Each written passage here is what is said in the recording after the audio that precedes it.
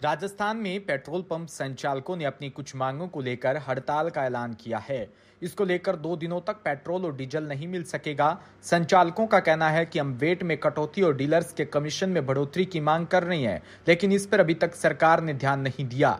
राजस्थान में एक बार फिर पेट्रोल पंप संचालकों ने हड़ताल का ऐलान कर दिया है।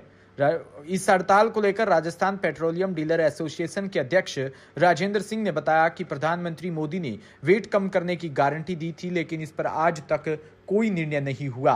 राजेंद्र सिंह ने कहा कि ऐसे हालात में पड़ोसी राज्यों के मुकाबले राजस्थान में सबसे महंगा पेट्रोल डीजल मिल रहा है। उन्होंने कहा कि इसी वजह से हमने फैसला किया कि 10 मार्च की सुबह 6 बजे से 12 मार्च सुबह 6 बजे तक पेट्रोल पंप बंद रखे जाएंगे। 11 मार्च को सचिवालय का घेराव भी किया जाएगा।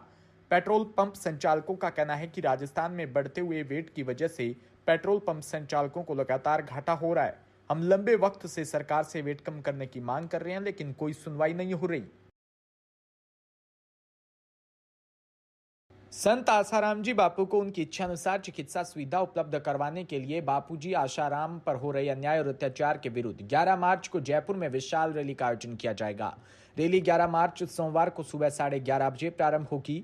यात्रा दशहरा मैदान राजा पार्क से प्रारंभ होकर त्रिमूर्ति सर्किल होते हुए अल्बर्ट हॉल के पीछे रामनिवास बाग में जाकर समापन होगा।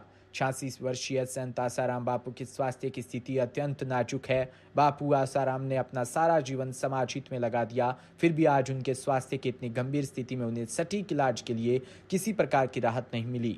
सरकार द्वारा पूज्य बापूजी को चिकित्सा पद्धति द्वारा उपचार हेतु शीघ्र ही राहत दी जानी चाहिए। इसको लेकर जयपुर में विशाल रैली का आयोजन किया जाएगा।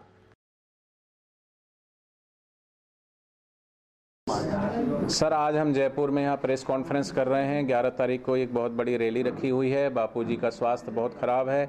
अभी वो 1.5 महीने एम्स हॉस्पिटल में रह कर के आए हैं और हम ये मांग रख रहे हैं, क्योंकि एम्स हॉस्पिटल ने अपनी रिपोर्ट में लिखा है कि उनकी कंडीशन सही नहीं है। उनको जो इलाज एलोपैथिक के माध्यम से दिया जाना है वो सही नहीं है।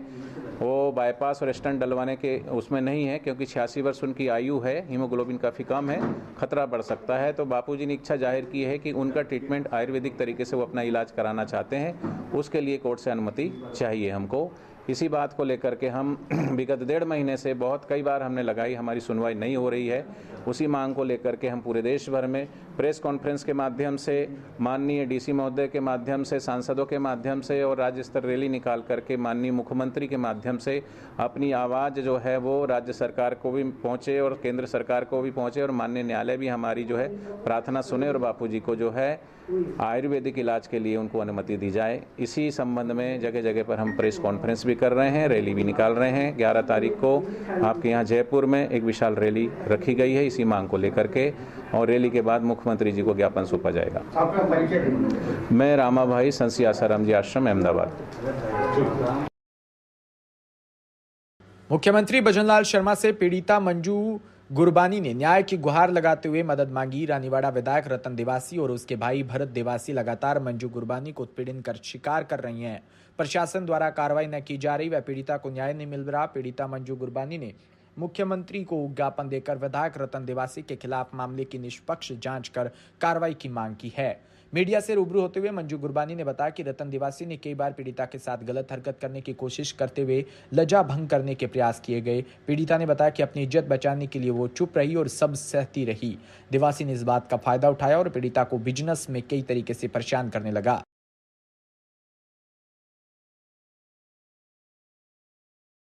हाँ, ये प्रेस कॉन्फ्रेंस करने का मेरा मकसद ये है कि जब कांग्रेस की सरकार थी मुझे कोई न्याय नहीं मिला।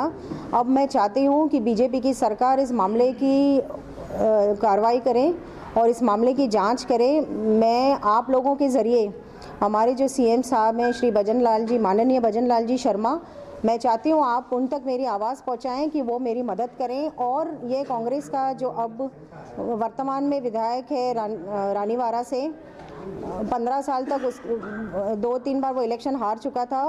अब वो भी फ्रॉडुलेंट तरीके से और चीटिंग से इलेक्शन जीता है। उसने तथ्य भी छुपाए, उसने एफिडेविट भी गलत दिया था। उस टाइम भी मैंने इलेक्शन के टाइम पे इलेक्शन कमीशन को कंप्लेन करी थी, लेकिन उन्होंने कुछ भी नहीं किया बिकॉज कांग्रेस की सरकार थी। चालू है। तो मैं आप लोगों के ज़रिए सीएम साहब को ये कहना चाहती हूँ कि आप मेरी मदद करें और मेरा जो ये प्रॉब्लम चल रहा है 2015 से, जिससे मैं काफ़ी परेशान हो चुकी हूँ, और इस मामले की जांच कराएं और मुझे न्याय दिलाएं। ये कांग्रेस का जो विधायक है रानीवाड़ा का, जिसकी होटल मेरे होटल के बाजू में है माउंट आबू में, ये 2014 से मुझे परेशान कर रहा है। उस टाइम पे इसने काफ़ी गलत हरकतें करी थी मेरे साथ, लेकिन इज़्ज़त बचाने के चक्कर में मैंने उस टाइम पे कोई कंप्लेंट नहीं करी। इसने मेरे होटल पे गुंडे भी भेजे 2015 में। इसने मेरी होटल को भी डैमेज किया है। पूरा एक तरफ जो लेफ़्ट साइड है और बैक साइड है, वहाँ पे पूरी मेरी सेटबैक एरिया पे अतिक्रमण किया है। उसके अलावा इसने सरकारी नालों पे अतिक्रमण किया है, सरकारी रास्तों पे अतिक्रमण किया है, और इसने नाले के ऊपर कांग्रेस की ऑफिस बनाई है बिल्कुल पोलो ग्राउंड के सामने। और इसकी जो रेस्टोरेंट है वो भी, इसकी जो पूरी 90% भूमि कृषि भूमि थी, उस पे इसने सारे अवैध निर्माण किए हैं। इसका काम है ज़मीनें हड़पना, फर्जी पेपर बनाना, फर्जी पट्टे बनवाना। ये तहसीलदार, पटवारियों को, जो नगर पालिका के एम्प्लॉयज़ हैं, इन पे प्रेशर डाल के ये फेक पेपर्स बनाता है। और इसने मेरे रास्ते बंद कर दिए हैं, मेरे गटर लाइंस बंद कर दिए। ये और इसका भाई आए दिन मुझे परेशान करते रहते हैं। इन्होंने इतना डैमेज किया है पूरा एक साइड हमारे होटल का कि हम वो कस्टमर को देने में भी दिक्कत आती है हमको। सो फिनेंशियली भी मुझे बहुत बड़ा नुकसान हो रहा है, मेंटली मुझे टॉर्चर हो रहा है, फिज़िकली मुझे टॉर्चर हो रहा है। मैं इतने सालों से ये अकेली एक जंग लड़ रही हूँ। उसके बाद 3 बार मैं हाई कोर्ट गई। हाई कोर्ट के ऑर्डर्स के बाद जब एसडीएम साहब ने कार्रवाई करी और आदेश पास किए अतिक्रमण तोड़ने के, तो नगर पालिका पे इसने प्रेशर बनवा के, डीडीआर से प्रेशर डलवा के उन अतिक्रमण को तोड़ने नहीं दिया।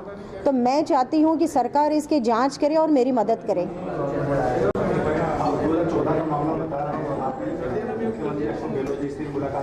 बिल्कुल, मैं मुख्यमंत्री अशोक गहलोत जी उस टाइम जब आबू रोड आए थे, मैं उनसे पर्सनली मिली थी।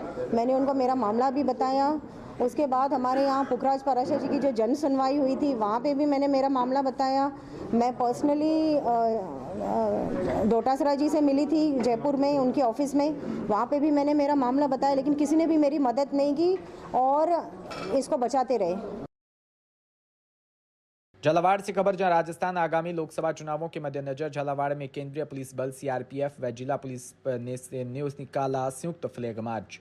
महिला दिवस के उपलक्ष्य में पुलिस महिला अधिकारियों द्वारा फ्लैग मार्च निकाला गया। जिला पुलिस अधीक्षक ऋचा तोमर ने बताया कि पुलिस मुख्यालय जयपुर के आदेश अनुसार आगामी लोकसभा चुनाव को स्वतंत्र एवं निष्पक्ष, शांतिपूर्ण, भयमुक्त संपन्न करवाने हेतु मन पुलिस अधीक्षक के निर्देश में अतिरिक्त पुलिस अधीक्षक चिरंजी लाल मीणा के सुपरविजन में शुक्रवार को सायंकाल को जिला झालावाड़ में आई हुई केंद्रीय पुलिस बल की सीआरपीएफ ई 246 कंपनी कमांडर लीना नागवंशी द्वारा थानाधिकारी कोतवाली चंद्र ज्योति शर्मा पुलिस जाब्ते द्वारा शहर झालावाड़ के मुख्य मार्ग मामा भांजा चौराहे से मूर्ति मंगलपुरा फाटक तक फ्लैग मार्च निकला।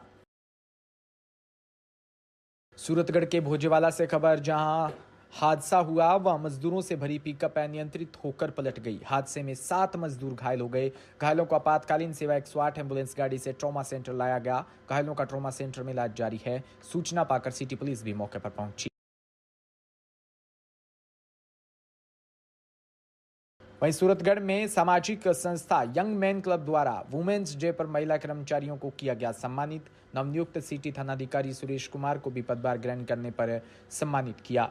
इस मौके पर संस्था सदस्य डॉक्टर आर यादव, सचिव पवन मुंजाल, पूर्व अध्यक्ष सनी चुग और रोहित वधवा, मदन सुथार उपस्थित रहे।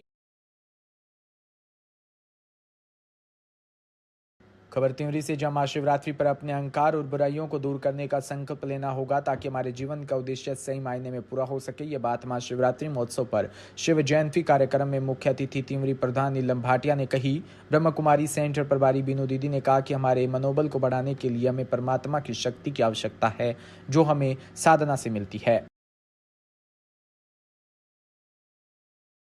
झालावाड़ जिले के डग ब्लॉक के राजकीय उच्च माध्यमिक विद्यालय सरवर के विद्यालय का पीएम श्री योजना में चयनित होने पर पूरे गांव व छात्र छात्राओं व स्कूल स्टाफ में खुशी का माहौल है। सभी ने मिलकर आपस में मिठाइयां खिलाकर खुशी मनाई और केंद्र सरकार को धन्यवाद दिया। डग ब्लॉक में मात्र एक गांव सरवर के विद्यालय का पीएम श्री योजना में चयनित हुआ। इस विद्यालय में कुल 11 शिक्षक और 320 विद्यार्थी है। आज की जो बैठक हुई अपनी, उसका मेन उद्देश्य क्या है? जैसा कि हमारे विद्यालय में हर महीने एसडीएमसी की बैठक का आयोजन होता है, आज हमारे एसडीएमसी की बैठक का आयोजन करके सबसे पहले तो हमारा जो विद्यालय पीएमसी में चयनित था उसकी शुभकामनाएं, बधाइयाँ हम देना चाहते हैं। और हमारे विद्यालय में जो गतिविधियाँ होती है, हर महीने जो कार्यक्रम आयोजित होते हैं, उनकी भी हम रूपरेखा बना करके आगे प्रेषित करते हैं। और जैसा कि सीनियर सेकेंडरी स्कूल होने के बाद आज हमारा विद्यालय पीएमसी में चयनित हुआ, तो इसकी कार्य योजना बनाने के लिए हमने एसडीएमसी का बैठक रखी और बैठक में सभी पहलुओं पर हमने चर्चा की।